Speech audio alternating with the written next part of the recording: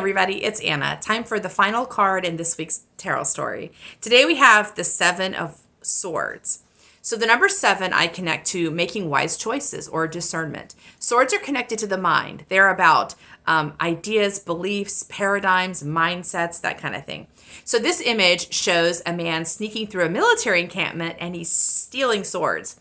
So sometimes people see this as being a sneaky energy or a thieving energy. I think of it as the mind being resourceful. The mind is looking at all of these lovely beliefs and mindsets, and it's picking the ones that will serve it. It's picking the tools that will get it where it wants to go. At the same time, it's discarding tools it doesn't need anymore. Often we have mindsets that we didn't even pick for ourselves. They were given to us when we were very little. So our mind is kind of cleaning its toolkit. What's working for me, what's not working for me. And it's actually, that discernment is very straightforward. It's very rational and logical.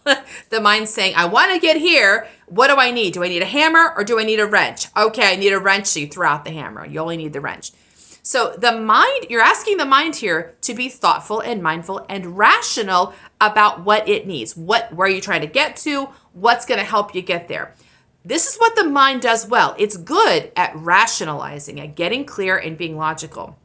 At the same time, the mind is also a creature of habit and repetition. It has gained a lot of momentum from doing the same thing over and over again, which is why the mind can feel a little stubborn. It's not stubborn, typically, but it just knows how. It already knows how to use the hammer, and now you're giving it a wrench, and it's like, oh, but I know the hammer. So it will let go of the hammer and take the wrench if you show it. That's the logical choice, but you have to support the mind as it learns now how to use this new tool.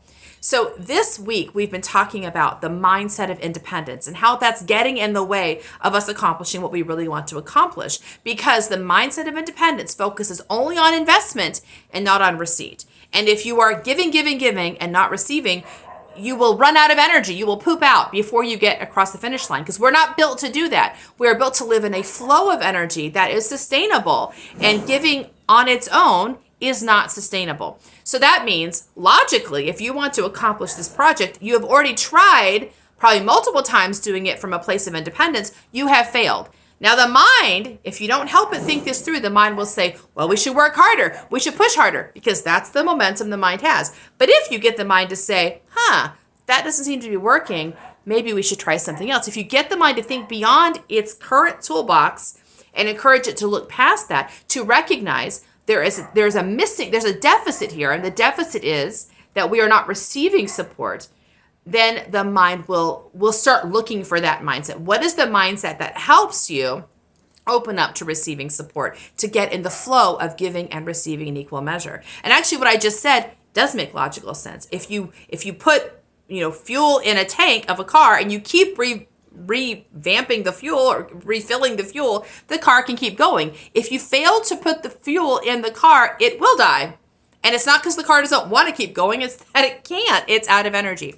So we want the mind to look through its toolbox and figure out what are these mindsets of independence or responsibility, or really, I'm the center of the universe, that is showing up, that's stopping you from getting the support that is being offered to you. What needs to be discarded, and what new mindset you want to adopt. And the mindset would be something like, the universe is trying to support me. I live in a friendly universe. There's so much love and acceptance coming my way. There's different mindsets. But again, any new mindset, the mind has to be trained on. It has to have that mindset repeated to it multiple times.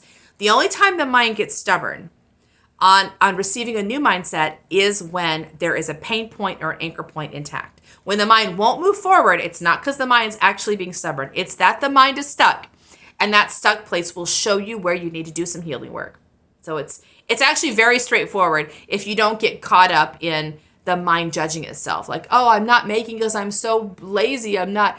All that's nonsense. There's a very logical reason you're not crossing the finish line. You're running out of energy, or you're blocked in receiving. Either one you can solve.